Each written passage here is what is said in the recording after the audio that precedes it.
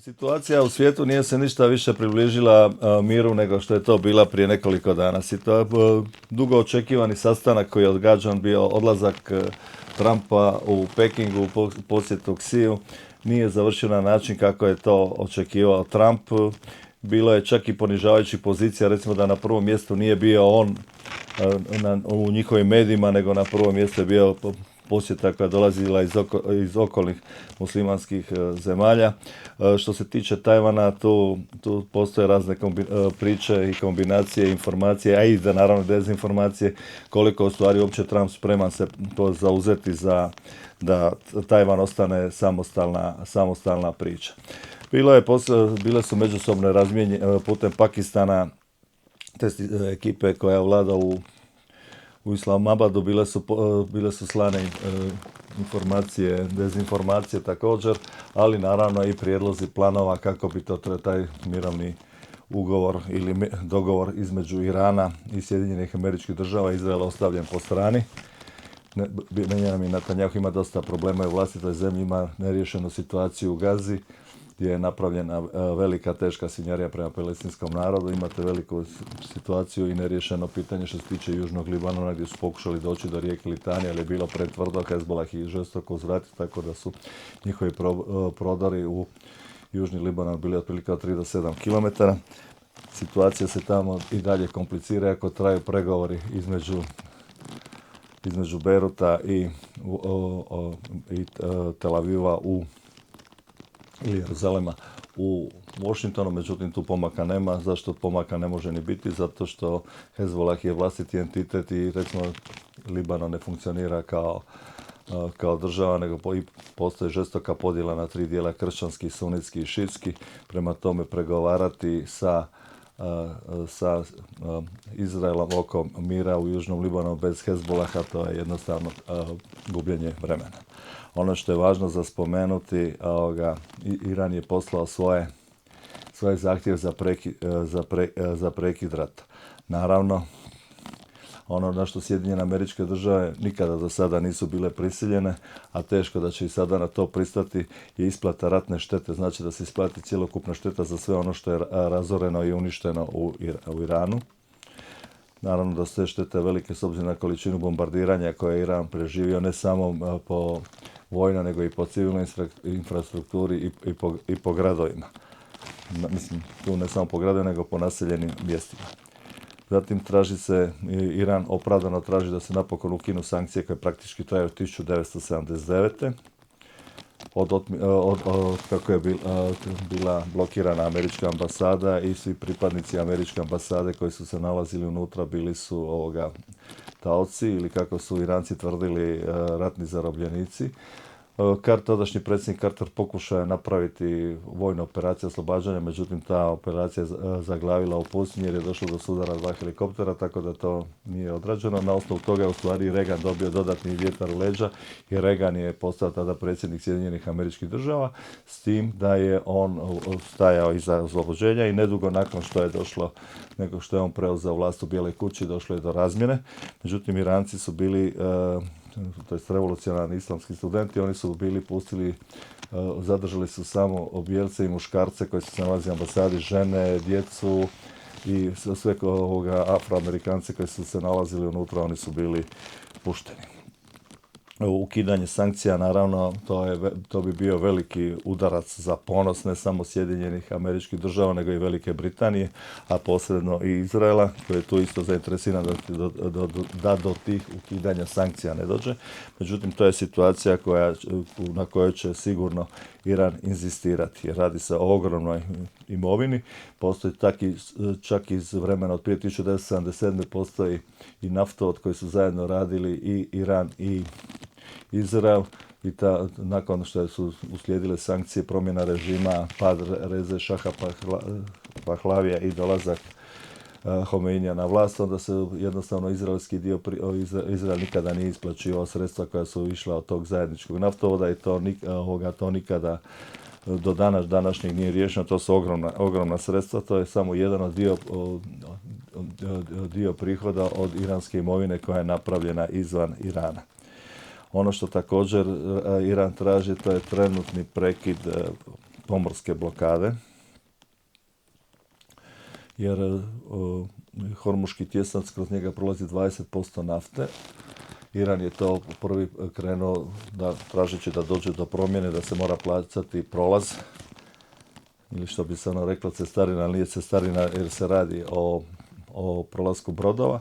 Dole imate, i naravno tražili su osim to da se plaća prolaz, da može prolaziti brodovi prijateljskih zemalja sa naftom, ali pod uvjetom da je i ta nafta plaćena u juanima, a ne u dolarima. To će biti jako velikog natezanja, jer zato što ni Francuska, ni Velika Britanija, sve te nekadašnje velesile koje su postojale, one se ne slažu s time da bi Iran to trebao naplaćivati, da to bi trebalo ovisiti o njemu, nego da bi se to trebalo vratiti na situaciju kakva je bila prije ovog zadnjeg izbijanja, to je prije zadnjeg intervencije Izraela i Sjedinjenih Američkih Država u Iranu. Međutim, naravno da Iran ima jako dobre pozicije, a i Iran je i poručio da Sjedinjene Američke Države neće, ono što nisu uspjele dobiti u ratom, da to neće dobiti ni za diplomatskim stolom, jer da će oni inzistirati na interesima prvenstveno Irana, iranskog naroda, i da ih ne zanima situacija koja se događa za ostatak svijeta, i isto kao što taj isti svijet nije bio zainteresiran za sankcije koje traje od 1979. Jedan od dodatnih uvjeta Irana je da bude totalni prekid rata, jer do sada su Iranci imali situaciju da je 2 puta krenuo rat uslijed pregovora, što se i sada može dogovoriti. Čak imate izjave Trumpa da je na nagovor nekih zaljevskih zemalja odustao od napada koji je bio predviđen za utorak. Koliko je to točno i nije, to je vrlo teško za provjeriti, međutim činjenica je da do daljnje eskalacije nije došlo, ali i dalje se vrti stanje ni rata ni mira. Ono što se tiče vezano za prekid rata je stalni prekid rata, nije vezan samo za situaciju vezano za Iran i njegovo okruženje, nego se to odnosi i decidirano i na situaciju u Libanonu, da prestanu izraelski napad na južni dio Libanona gdje živi poglavito šiitsko stanovništvo. Ali dole smo vidjeli da su izraelski vojnici uništavali i kršćanska obilježja, što sigurno nije dobro bilo primljeno u kršćanskom dijelu svijeta. Međutim, Izrael je to pokušao kanalizirati sa pričom kao da su ti vojnici će biti kažnjeni i tako dalje. Tamo vojnici čak nisu bili kažnjavali ni za ubojstva civila, a također ni za silovanja, prema tome ni za razbijanje raspela ne može se očekivati da će oni biti sankcionirani na bilo kakav način. Ono što bi najviše moglo zaboliti Sjedinjene Američke Države u iranskim uvjetima je to da se američke trupe, znači američke vojne snage, povuku iz cjelokupnog iranskog okruženja. Znači i iz Saudijske Arabije, i iz Kuvajta, i iz Ujedinjenih Arapskih Emirata, što bi pokazalo stvari da su Sjedinjene Američke Države doživjeli konačni poraz u tom dijelu svijeta, jer ukoliko bi bili prisiljene na povlačenje, to bi značilo automatski da se tu otvara prostor za dolazak novih sila, tipa u prvom redu Kine, a ni Rusija sigurno ne bi kaskala za njima da pokuša pojačati svoj interes. Rusija inače u Siriji uspjela sačuvati svoju bazu Tartus i Hamemnej, u kojoj se nalaze zračne, prvo je Tartus je pomorska baza, a ovo je zračna baza. Oni su to unatoč promjeni režima i padu Bašara al-Asada koje su zdušno podržavali, oni su u svakom slučaju to uspjeli sačuvati i sigurno da će pokušati širiti svoj interes. Odlazak Sjedinjenih Američkih Država iz tog dijela svijeta pokazao bi u stvari da ono što je mu je čak i sin na razgovorima spominjao Tukididov paradoks,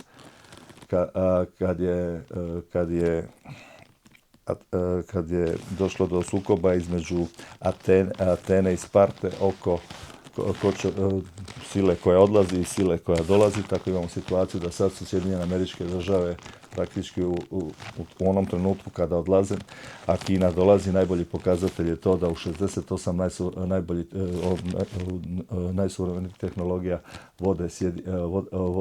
vodi Kina, a Sjedinjene Američke Države samo u 8. To sam već par puta spominjao, a Europe tu nema nigdje, osim naravno velikog izuma što se tiče čepa koji se ne može skinuti sa boce.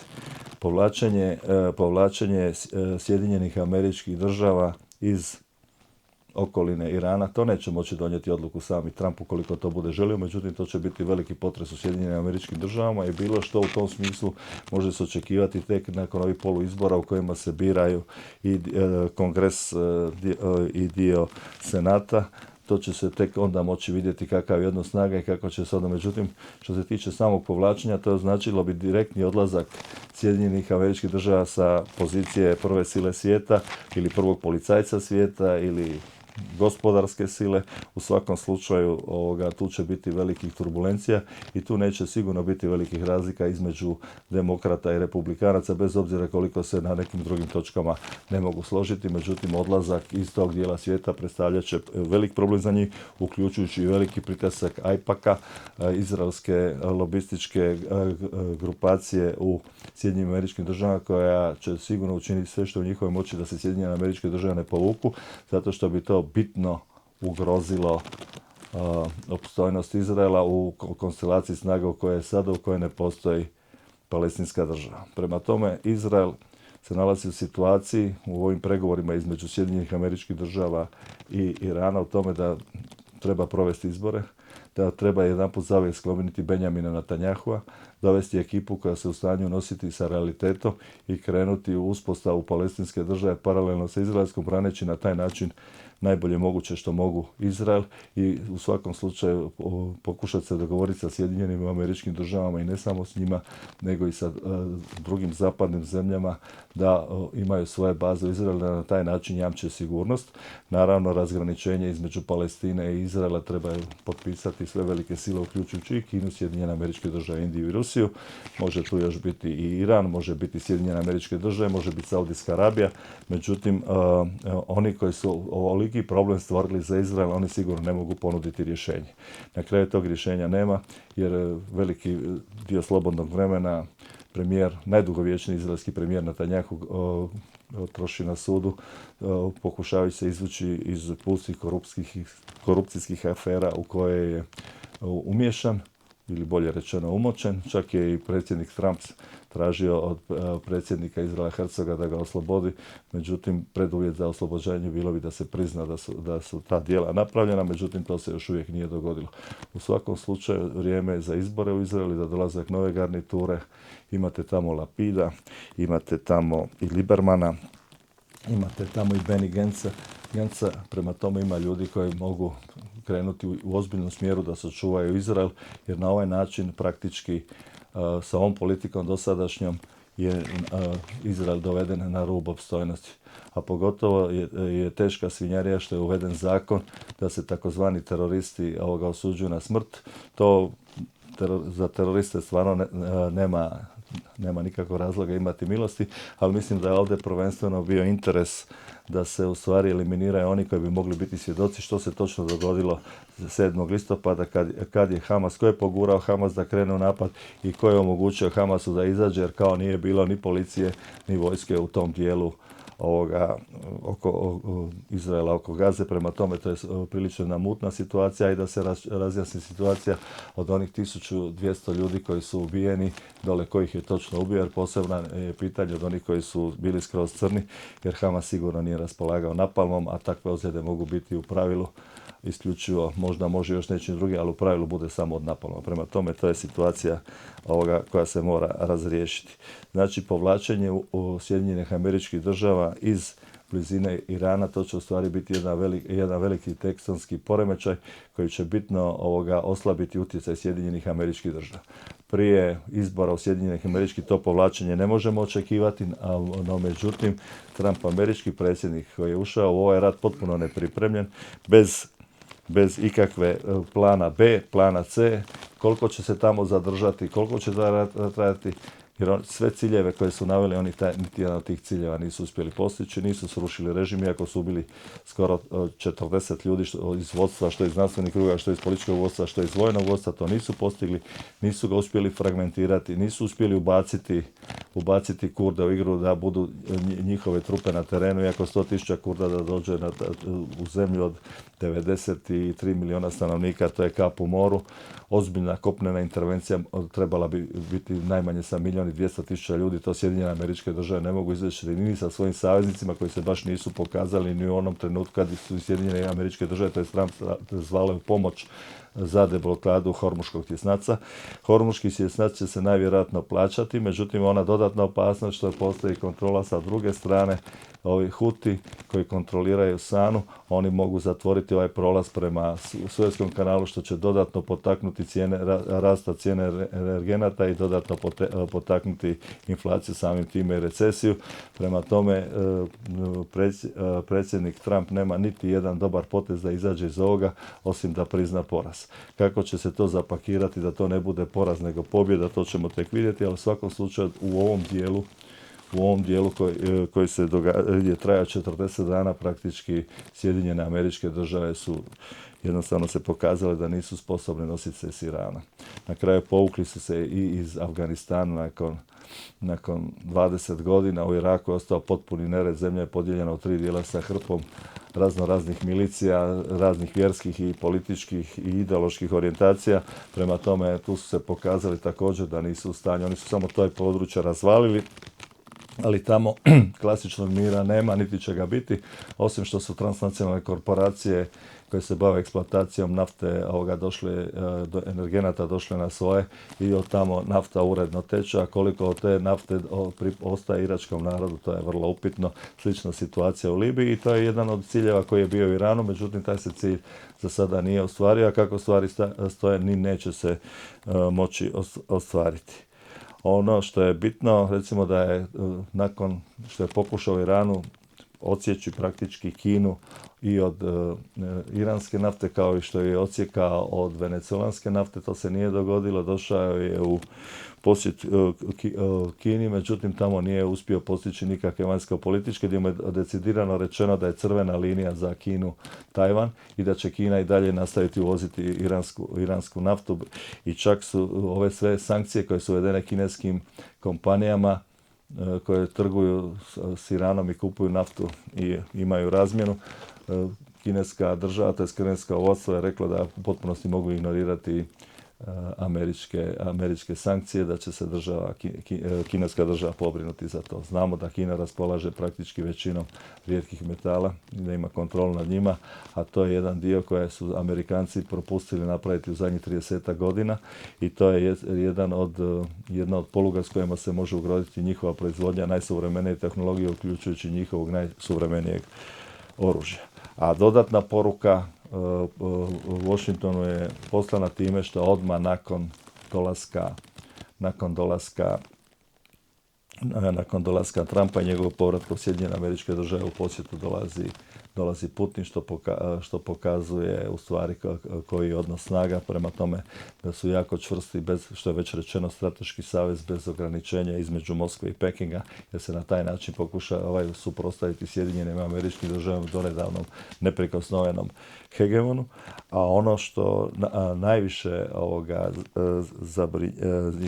zabrinjavalo zapadne medije bilo to da izmisle nešto čime će moći zaljuljati odnose između Pekinga i Moskve, a taj pokušaj su napravili na taj način da su rekli da će Putin zažaliti zbog intervencije u Ukrajini. Prema tome, to se pokazalo kao dezinformacija, činjenica da su uvjeti ratovanja u Ukrajini ono što se tiče uništili jednu i drugu naciju i zbog jako velikog broja mrtvih i ozlijeđenih s jedne i s druge strane, teških invalida, ljudi koji su jednostavno psihički polomljeni u tom ratu i jedna i druga nacija su žestoko oštećene. Međutim, što se tiče Rusije i Ukrajine, to bi pod hitno trebalo potpisati mir, međutim znamo da kad je taj mir i u Istanbulu bio, primjer je bilo praktički dogovoreno da se umiješala Velika Britanija, to je njihov bivši premijer Boris Johnson, i da je on spriječio da je on spriječio da dođe do tog dogovora, zato što su oni misli da oni mogu iscrpiti i da mogu slomiti Rusiju. Rusija je svjesna toga da ona ne može dozvoliti sebi vojni poraz, bez obzira da li su oni u pravu ili u krivu. Iz jednostavnog razloga Sovjetski savez se raspao na 15 država. Ukoliko bi oni izgubili rat, to bi se dogodilo i sa Ruskom federacijom. Prema tome, a oni imaju žestok arsenal koji mogu upotrijebiti, a pokazalo je da se NATO nije u stanju nositi s Rusijom, jer nije ratovala samo Ukrajina, to jest ne ratuje samo Ukrajina protiv Rusije, Ruske federacije, nego ratuje i cijeli NATO, ne direktno. Tamo su Ukrajinci glineni golubovi, inače ukrajinska vojska je najsposobnija vojska od ovog što je od nje ostalo. Oni su najsposobniji, recimo s time se NATO vojska nijedna ne može nositi, ni britanska, ni njemačka, ni francuska, a ni poljska. Poljska je daleko najbolje, međutim imaju strahovito ratno iskustvo i recimo raketni sustavi i dronovi su preokrenuli ratnu doktrinu na potpuno jednu novu razinu koja je neusporediva čak i s našim domovinskim ratom koji se dogodio prije nekih 30 godina. Međutim, to je bio žestoki rat u Europi, međutim, to je beznačajan sukob s ovim što se događa između Rusije i Ukrajine. U svakom slučaju, Kina, to je Peking, to je Xi, su pokazali da su oni sila u dolasku, pokušali su Trumpu osvijestiti priču o Tukididu za kojeg on ne vjerujem da je ikada čuo, ali u svakom slučaju njegovi savjetnici će mu to objasniti, jer ništa nije vječno, samo je promjena vječna i imate sile koje su početak, svaka sila ima početak, sredinu i kraj. Sjedinjenim Američkim Državama je u svakom slučaju isteklo vrijeme na prvom mjestu i doći će Kina. To nama u Europi u svakom slučaju ne odgovara, ali sami smo si odgovorni što smo se doveli u podređeni položaj u Sjedinjenim Američkim Državama, zato što praktički u Europskoj uniji ne postoji nikakvo jedinstvo, ne postoje zajedničke vojne snage, ne postoji zajednički ministar financija, ne postoji zajednički ministar vanjskih poslova i ne postoji zajednički ministar unutarnjih poslova. To je bilo minimum da bi se Europa mogla suprotstaviti ugrozama prve polovine 21. stoljeća. Sad se nalazimo u drugoj četvrtini 21. stoljeća gdje se Europa pokazuje kao rasuti teret, a Sjedinjene Američke Države kao razmaženo derište koje je neko oteo igračku.